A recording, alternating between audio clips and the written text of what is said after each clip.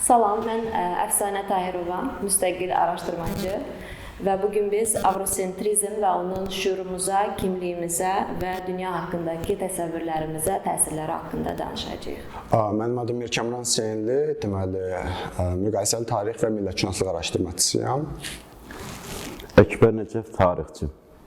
Əkbərova Gülnarə, psixoloq. Avrosentrizm nədir? Avrosentrizm Avropanın mərkəzdə olduğunu iddia edən nəzəriyyələr toplusudur. Bəzi tədqiqatçılar buna ideologiya deyirlər.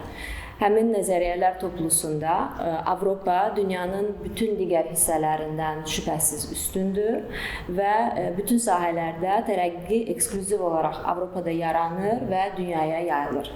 Bunun ideologiya olduğunu deyən araşdırmacılar isə deyirlər ki, avrosentrizm 16-cı əsrdən etibarən Avropanın intellektual elitası tərəfindən formalaşdırılmış və Avropa müstəmləkəçiliyinə dəstək olan ideoloji bir layihədir. Buna görə mən bugün istəyirdim Mirkəmrana öncə, sonra Əkbər müəllimə bu sualla başlayaq. Avropa elmi, mədəni, siyasi, iqtisadi və ümumiyyətlə insan şuurunda tərəqqinin beşiyidirmi və bu tərəqqini dünyaya yayan mərkəzdirmi? Aydın sualınız. Mən düşünürəm ki, bu suala hə və yox hər iki cavabı vermək olar, perspektivaslı olaraq. Mən hal-hazırda hə cavabını verəcəm və bunu əsaslandıracağam. Əlimizdə istifadə etdiyimiz bütün yeniliklərin hamısının, sosial, iqtisadi, siyasi, mədəni köklərin hamısını biz 15-16-cı əsrdə deməli Avropa Renesansına çıxarda bilirik. O intibah dövrünə aparırıq. O dövr ki, orada deməli istər böyük sənaye inqilabı, yəni 18-19-cu əsrlərdə və yaxud ondan əvvəl getsək böyük elmi inqilab baş vermişdi, sonra böyük ticarət inqilabı baş vermişdi və bunların hamısının başlanğıcı 16-cı əsrdən başlayır. Problem burada oradadır ki, biz məsələn biz və bütün dünya belə deyək,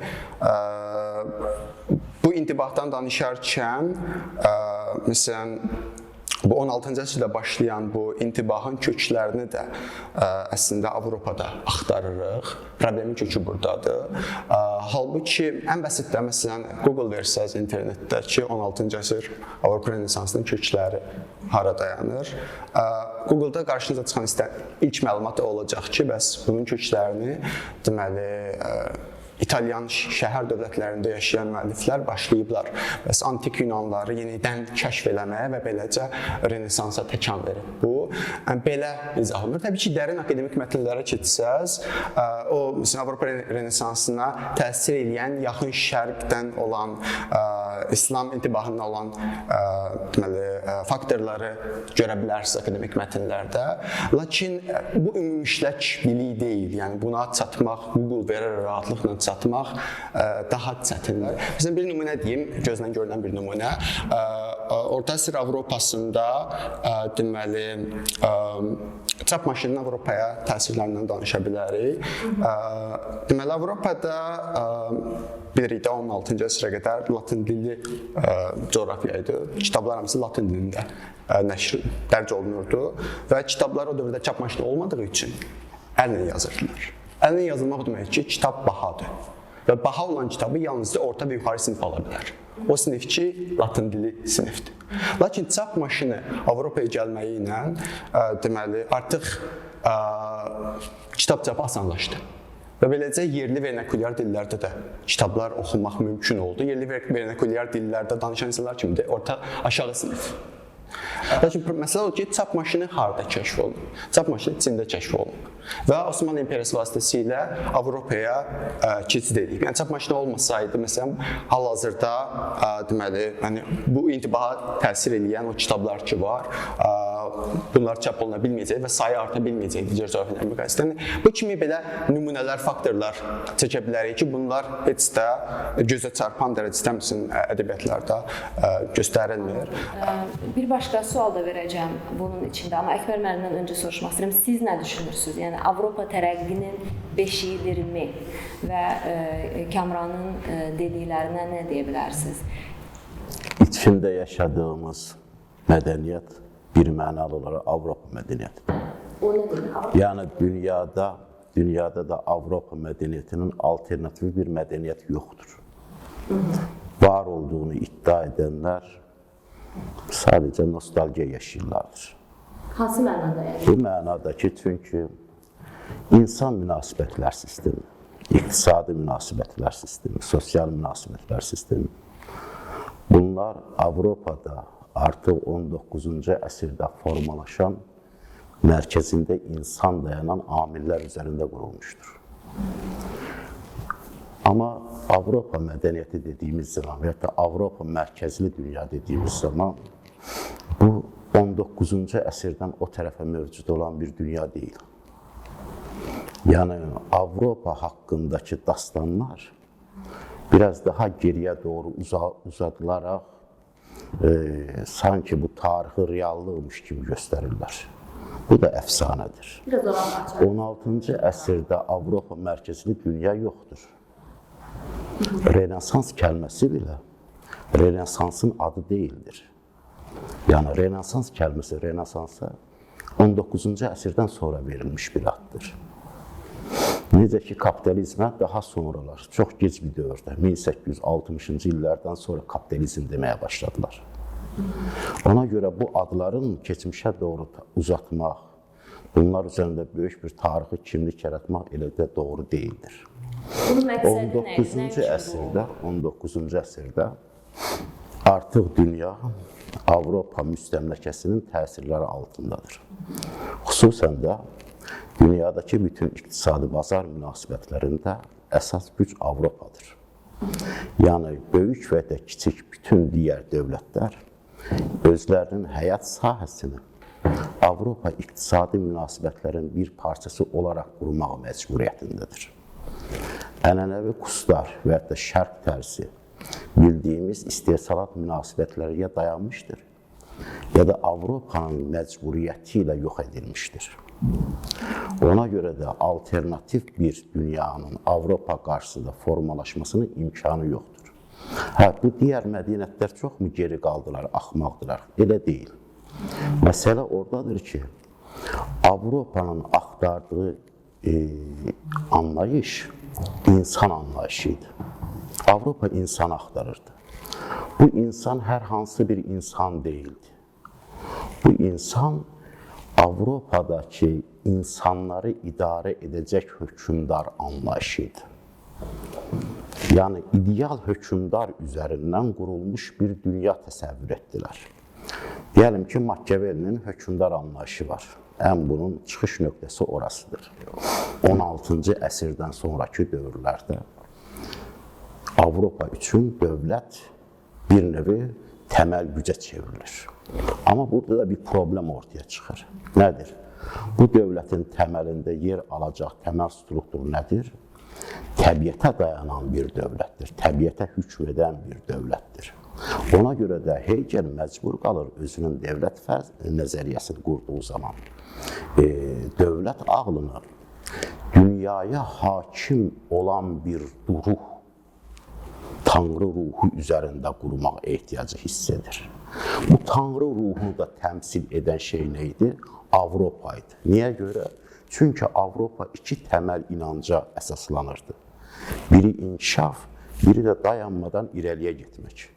Bu iki struktur o gündən üzvəri Avropanın təməl tezisidir. Ona görə yəni Avropa düşüncəsi yavaş-yavaş təkləşdirdi sistemi. Bu sistemdə zamanla dünyaya idxal etmək istədi. Niyə? Çünki dünyanın geri qalmış ölkələri bir növ Avropa tanrısına xidmət etmək məcburiyyətində idi. O dövrdən üzvləri bizlər xidmətçiləri yaxşı və ya biz də xidmət edirik. Bir əlavə eləmək istəyirəm. Deməli, mən razılaşıram heç mənim dediklərin hamısı ilə, lakin onlar eyni zamanda biraz fərqli məsələlərə toxunuruq. Lakin məsələn, bəhs etmirsən, universitet silabuslarına baxsaq, siyasi fəlsəfə tədris olunan silabusa, ən bəsit. Görərik ki, orada deməli, bu və ya digər fikirlər ki var, onların kökləri Avropadan çıxmır, onlar çıxdaş olunur silabuslarda, qərb akademik dairələrdə. Çıxdaş olunur o mənada ki, məsələn, Aristotel və Platondan başlayan bu xətt ki var, o xətt deməli Müqəddəs Avqustin və Aquinas hadisə 1000 illik bir dövrə iki müəllif salıblar. Müqəddəs Avqustin, Aquinas və ondan sonra tullanırlar Machiavelli və Hobbes, Locke, Rousseau və digərlərini. Ortada olan o boşluq ki var, o boşluğa cəmi 2-3 müəllif sığışdırır. İstənilən qərb siyasi fəlsəfə silabuslarına baxsaz, universitetlərin tədris olunan silabusları. Bunun da mən düşünürəm ki, məsələn, həmin o boşluq ki var, orada Avropada öz Dark Ages deyirlər də, qaranlıq illərin yaşayan dövr olduğu üçün cəmi 2-3 müəllif var orada bu səbəbdən.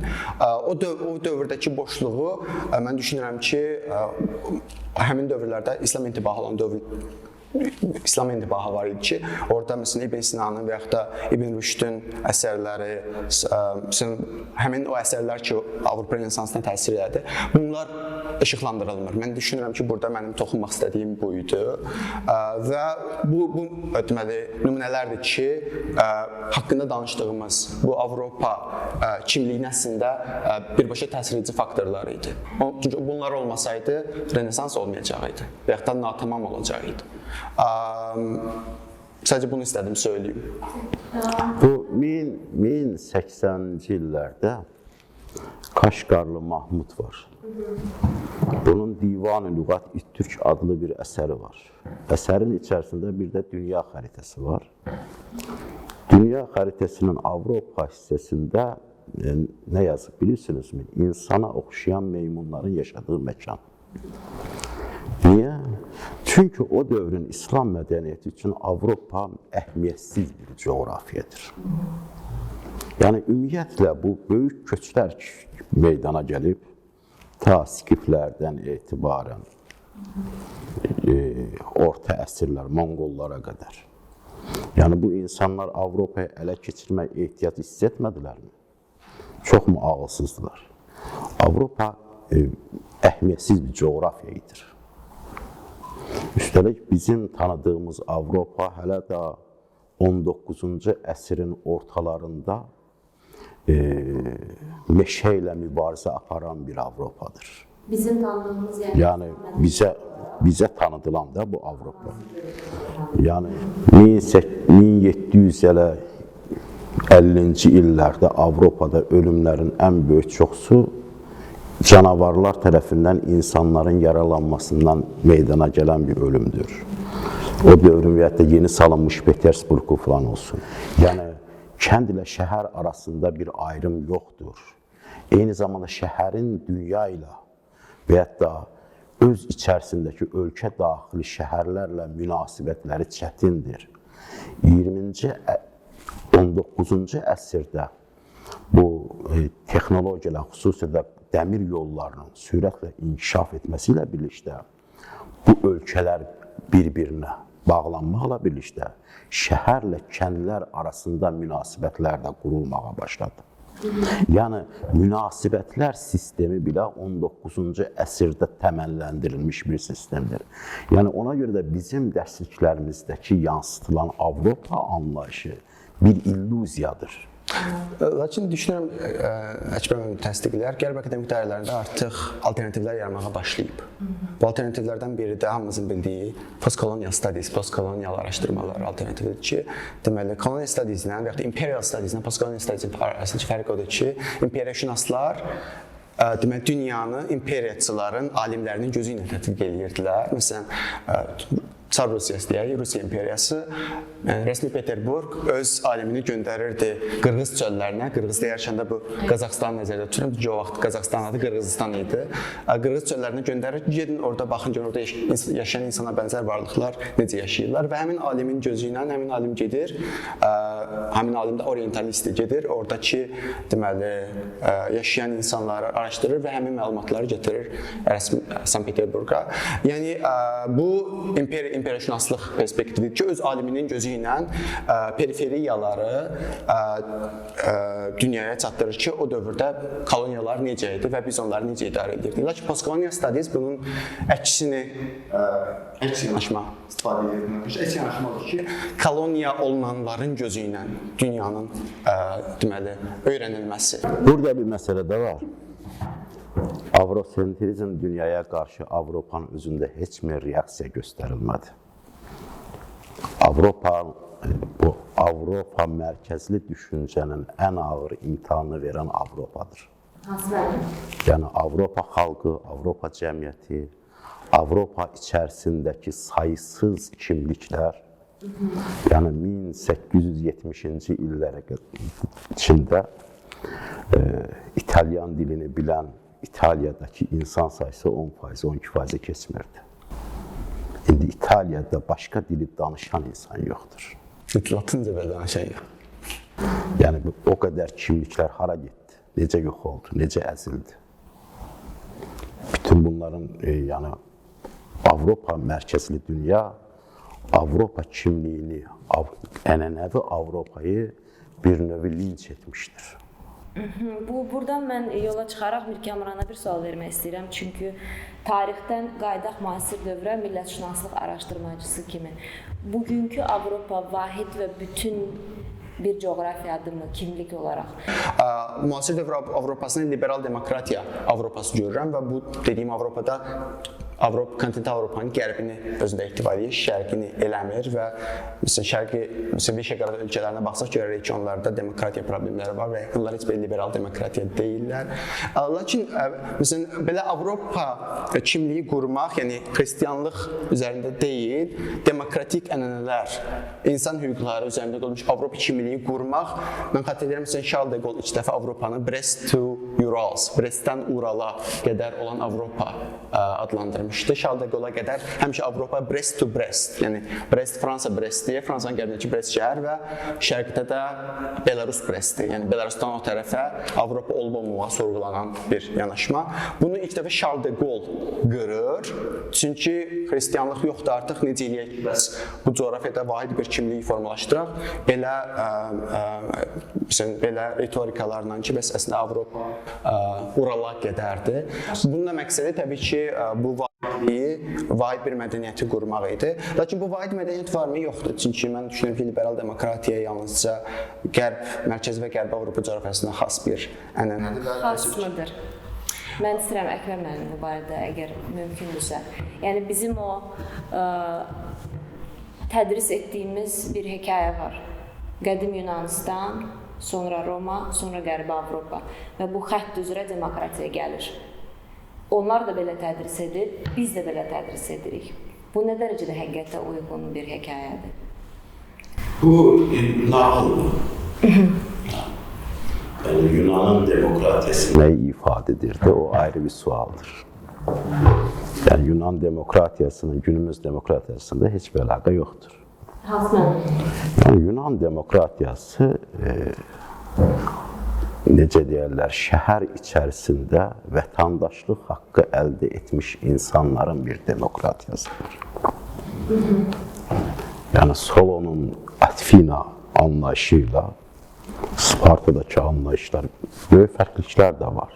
Biz sadəcə orada bir şəhərdən irəli gələrək qurulmuş bir anlayışı bütün bir qitənin tarixinə yerləşdirirsə, bu doğru deyildir. Ki, yeri gələndə İspaniya üzərindən müasir Avropa İslamla daha çox təsirlənmişdir. Siciliya eyni zamanda üzərindən. Nəinki Yunandan. Yəni ona görə biz sadəcə parça xətləri birləşdirərək uzun bir tarixi keçmiş qururuq. Amma bu xətlərin qırıq xətlər olduğunu nəzərə almırıq. Yəni ümumiyyətlə tarixin içərisində bütünlük yaratmaq anlayışı da elə Avropa-sentrik bir düşüncədən irəli gələn bir anlayışdır. Avrosentrizmin təməl sütunlarından biri binarlıqdır. Yəni iki bir-birinə əks qütblərin olmasıdır. Yəni Avropa bir qütbdür və ona əks olan başqa bir qütb. Avropa müsbətdir, digər dünya mənfidir. Və bugün tək Avropa yox, Avropa mənşəli dünya da var da, həmin avrosentrik nəzəriyyənin içində. Bu Amerikadır, Kanadadır, Avstraliyadır, onun içində var. Yəni Avropa moderndir həmin nəzəriyyəyə görə dünyanın digər hissəsi ənənəvidir. Avropa rasionaldır, dünyanın digər hissəsi irrasional və yaxud emosionaldır. Sivil, qeyri-sivil. Yəni bunu uzada bilərik. Pasiv, aktiv, işgüzar, tənbəl, bu binarlıq var. İndi mən sizdən soruşmaq istəyirəm. Bu binarlığın da mərkəzində bir anlayış dayanır ki, bu coğrafiya təbiətən belədir. Bu irq, bu insanlar təbiətən belədir. Digər dünya təbiətən belə deyil. Ümumiyyətlə millətlərin, coğrafiyaların, irqlərin xassiyyəti, təbiəti olurmu? Və sonra mən istəyirəm xüsusi olaraq rasional və emosional hissəsini danışaq, ona ayrıca sual verəcəm. Ümumiyyətlə biz hər hansı bir xalqa, hər hansı bir xüsusiyyəti bağlayanda o biraz dehumanizasiya olur. Yəni onu insanlıqdan çıxardırsınız. Çünki istənilən bir xalqda əgər götürsən, standart populyasiyanı götürsən, həm geridə qalmış hissəsi olacaq, həm daha müasir düşüncəli insanlar olacaq istənilən bir xalqda. Niyə ki belə bir mövzu yaranır ki, məsələn, Avropalılar rasionaldır, amma məsələn şərqçilər emosionaldır. Çünki kolonializmin psixologiyasında olan bir şeydir. Hər hansı bir ölkə başqasını koloniyalaşdırıldıqda, müstəmləkəçilik yarananda ona bir mif lazımdır. Mən bunlara nəsə verirəm ki, mən bunların üzərində öhdəlik götürürəm. Çünki mən rasionalam, onlar emosionaldır. Çünki mən işgüzaram, onlar tənbəldir. Çünki mən böyüyə, məsələn, hamımızın yanında Sovet İttifaqında biz böyük qardaş kimi deyirdik. O böyükdür, biz küçüyük. O bunlara bir əsas verir ki, mən sizə nəsə verməyə gəlmişəm. Bunun altında çox böyük psixologiya var da. Məsələn, kolonialist iki cürə olur. Kolonializmi qəbul edən və kolonializmi inkar edən kolonialist. Və kolonizə edilən colonized. O da kolonializmi qəbul edən olur və kolonializmdən imtina edən olur. Bu özünü kolonialist olaraq qəbul edənə bir mif lazımdır. Ki mən bunu nə üçün edirəm? Mən bu insanların resurslarını istifadə edəcəm, amma buna bir ad qoyacam. Mən bunlara mədəniyyət gətirdim, mən bunlara dil gətirdim, mən bunlara iş yeri yaratdım. Əslində elə bir şey yoxdur. Əslində onlardan istifadə etmək üçün bunu edir. Amma buna bu mif lazımdır. Biz daha maskulinik, biz daha güclüyük. Onlar o binarlıqda maskulin və feminin də var. Avropa və Avropa mənşəli maskulindir, dünyanın digər hissələri feminindir. Hətta məsələn Niderland koloniyaları İndoneziyaya gedəndə Dutch marriage kimi deyirdilər ona. Yəni güya ki evlilik kimi biruzə verirdilər öz həmvətənləri, Niderlandlılar, Hollandlar ki biz evlənirik şərqdən. Yəni biz bir kişi olaraq onlara bir yeni həyat gətiririk. Onlar səfim, çünki həm də maxaracaların və ya o padşahların şəkillərində həmişə bərli, bəzəkli, Cartier özü düzəldirdi onlara, o kolyeləri göndərirdi ki bunlar feminindirlər, bunlara kişi əli lazımdır. Və o miflər yeridilir.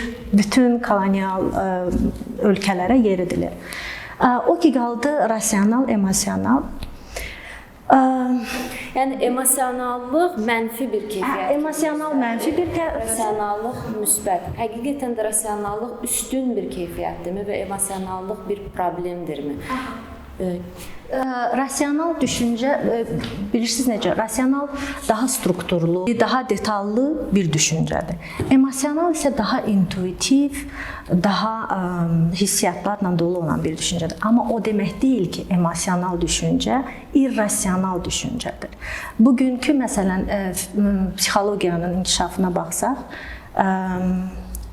dünyada ən çox tanınmış gestalt terapiyadır. Gestalt terapiya çox rasional bir terapiya kimi göstərilir və bütün dünya üzərində sığortaçıların ən tez qəbul etdiyi və ödədiyi bir psixoloji üslub gestalt terapiyadır. Gestalt terapiyanın əsası buddizm və daosizm üzərində qurulub və bu emosional bir düşüncədir.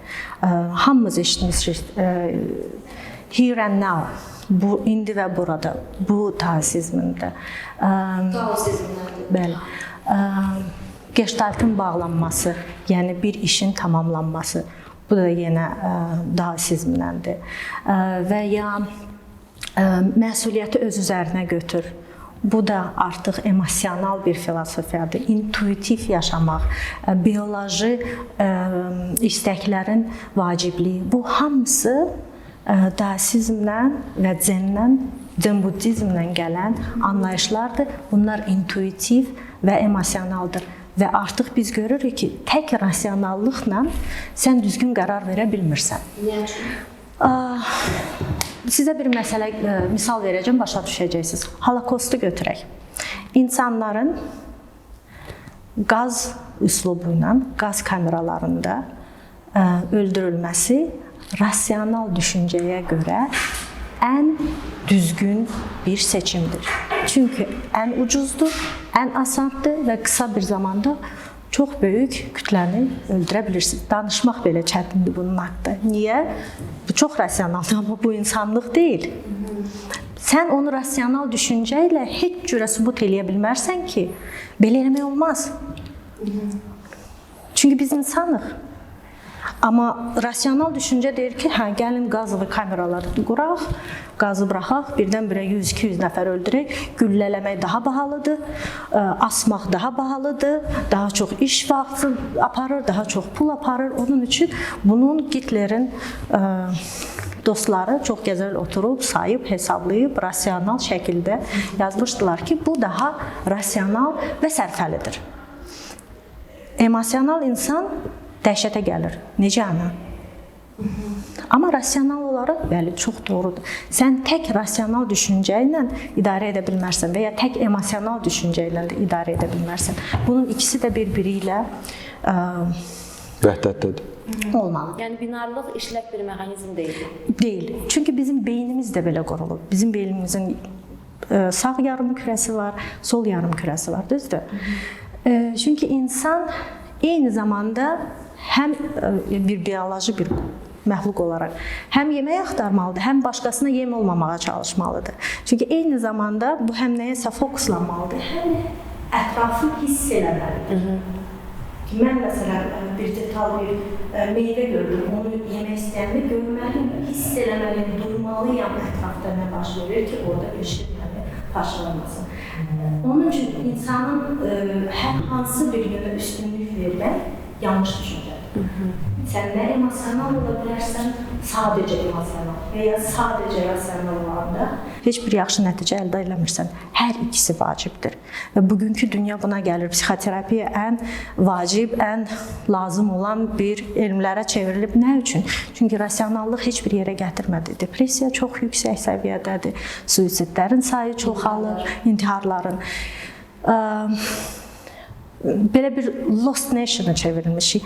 Hər şey nəsə əldə edirik, nailiyyətlər nədir, amma xoşbəxt olmuruq. Niyə? Çünki emosionallığı artıq biraz daha az vacib olan bir şey kimi, bu da avrosentrizmin fəsadlarıdır demək olar. Bəs avrosentrizm ideologiya olaraq, həm koloniyaçı olaraq, həm koloniya olmuş olaraq bizə necə təsir edir şüurumuza, kimliyimizə? Bayaq dedim, kolonizator və kolonizə edilmiş, colonized. Müstəmləkəçi və müstəmləkə olmuş xalq. Müstəmləkə olmuş. Müstəmləkə olmuş da iki cürə olur. Onu qəbul edin və onu inkar edən. Onu qəbul edən, bunun altında da çox maraqlı psixologiya var. Burada həm Stockholm sindromu var, həm brainwash, yəni beyin yuyulması. Bir insan agresiya altında qalanda, onun içində agresiya yaranır, cavab olaraq. Sən onu baskı edirsən, onda agresiya yaranır. Bu agresiyanı sənə göstərə bilmir, çünki təhlükəlidir. Amma bu enerji yaranır, düz onu neynəsin? Onu transformasiya edir, nəyə? Qibdəyə. Bunlar güclüdür, bunlar ağıllıdır. Bunlar qibdə olunacaq bir insanlardır. Daha üstündülər. Daha üstündülər və başlayır öz kimliyindən imtina etməyə və o qibtə etdiyi kolonizator kimi düşünməyə, geyinməyə, onların tədrisinə, danışmağa, dillərini öyrənir, məktəblərinə gedir, onların verdiyi kurikulumdan oxuyurlar. Bu bir qoruyucu mexanizmdir. Bu bir qoruyucu mexanizmdir. Koloniyada, yəni müstəmləkədə yaşamaq üçün, sağ qalmaq üçün insanın özü özünə dediyi bir mifdir. Müstəmləkəçinin kimliyində nə baş verir bəs? Müstəmləkəçi dediyin kimi, o ya bunu qəbul etməlidir, ya bunu inkar etməlidir. Amma nə qədər ki müstəmləkəçi bu kolonializmdən faydalanır, o üstünlükləri qəbul edir, o özünə yalan deyərək bunu davam edəcək. Mümkün deyil. Çünki o qədər sərvət uğurlanıb ki o koloniyalardan, o qədər inkişaf ediblər ki, bunu artıq olduğu kimi qəbul edirlər. Belə də olmalıdır. Və müxtəlif miflər yaradaraq, öz şuurunu sakitləşdirərək bu üstünlüklərdən istifadə etməyə davam edir. Axırıncı sualım üçünüzə də. Bundan sonra nə edək? Yəni, öz yanaşmalarımızı, təlim-tədris metodologiyalarımızı və şuurumuzu necə dekolonizə edək? Yəni, kim? Mən belə başlaya bilərəm, izin verirsinizsə. Mən hazırda universitetlərdə tarix dərsi deyirəm və bunu eləməyin əlində ola biləcək mexanizmlərdən biri odur ki, silabusa alternativ yanaşmalar qoymaq. Yəni, tədrisi yalnızca koloniyaçısının və yaxud da imperiyaçısının gözü ilə öyrənən, bu xronikacıların gözünü öyrənən müəlliflər deyil, daha alternativ yanaşmaları qoyan müəlliflərlə öyrənmək. Məsələn, az öncə söylədiyim post-colonial studies buna bir alternativdir. Mənə görə qərar verməliyik. Nəyi rədd edə bilərik? Yəni, sahib olduğumuz 200 ildir əldə etmək istədiklərimizin arasında seçməmiz lazımdır. Bunu fərd olaraq da, iqtidar olaraq da, dövlət olaraq da etməsi lazımdır. Evimizin içərisindən hansı əşyaları ataraq insanlaşa bilərik sualını soruşmaq lazımdır. Ona görə də insanların rədd etmək əxlaqı varmıdır? Bunun üzərində durmaq lazımdır. İnsanları, yoxsa onların fikirlərini? Yəni, ümumiyyətlə, insanın rədd etmə əxlaqı günümüzdə yoxdur. İnsan kütləvi şəkildə qəbul edir. Son bir neçə 10 il ərzində artıq demək olar ki, heç təsir göstərmədən qəbul edir. Bu səssizlikdən necə çıxaq? Bu, ölüm əlamətidir də. Yəni, ölüm əlaməti bütün mədəniyyətlər üçün labiddir.